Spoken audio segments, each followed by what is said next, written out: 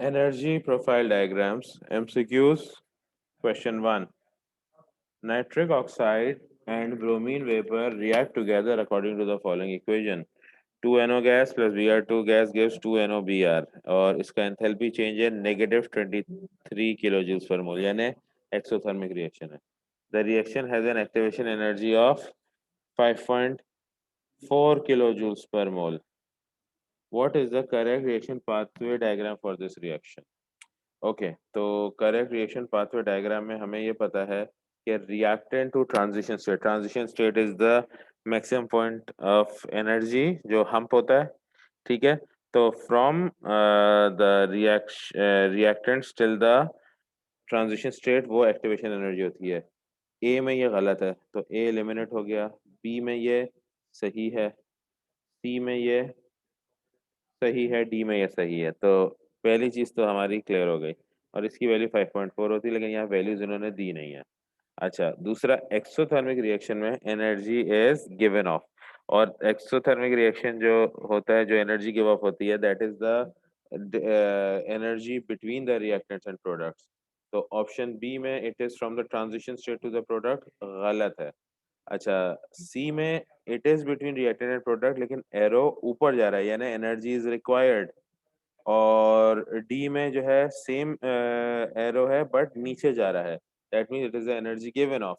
Since this is an exothermic reaction and energy is given of so the correct answer for this question is option D.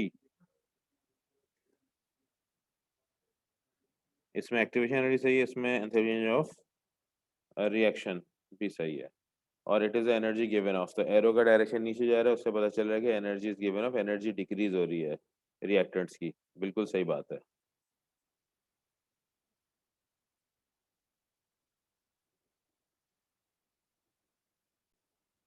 Next, the diagram shows the pathways of a reaction with and without a catalyst.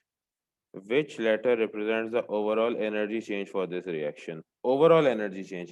Overall energy change is the region between the reactants and products. तो overall energy change जो है वो catalyst या without catalyst same रहता है. तो A जो है वो activation energy for the catalyzed reaction है. B जो है वो activation energy for the uncatalysed reaction है. C जो है वो एंथैल्पी चेंज ऑफ रिएक्शन है जो कि इन्होंने पूछा है तो C इज आवर आंसर. और D जो है वो activation energy for the uncatalysed reaction plus the enthalpy change of reaction मिलाकर इन्होंने एक एरो बना दिया है. तो हमें चाहिए था overall energy change for the reaction that means delta H और डेल्टा एच जो है that is represented by option C.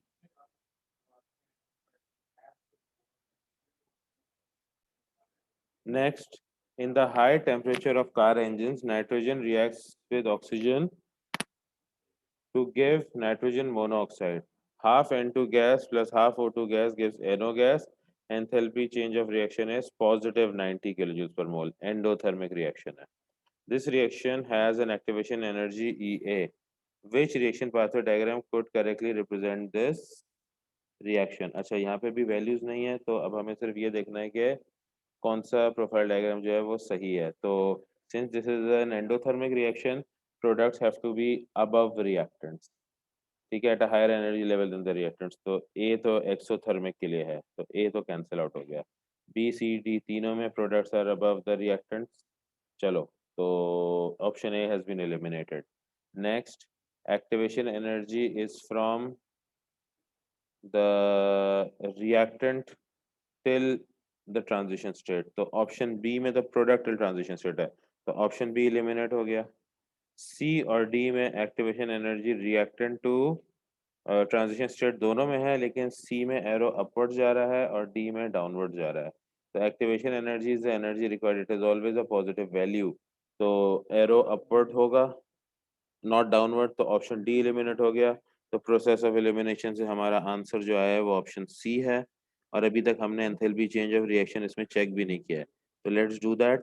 Enthalpy change of reaction positive है तो it should be an arrow between reactants and products, और arrow की अगर direction की ये लोग बात करें तो it should be upwards because it is the energy required. तो ऑप्शन सी के अंदर the arrow for delta H naught is from reactant to product and it is in the upward direction because it is the energy required. So option C is the correct option for this question.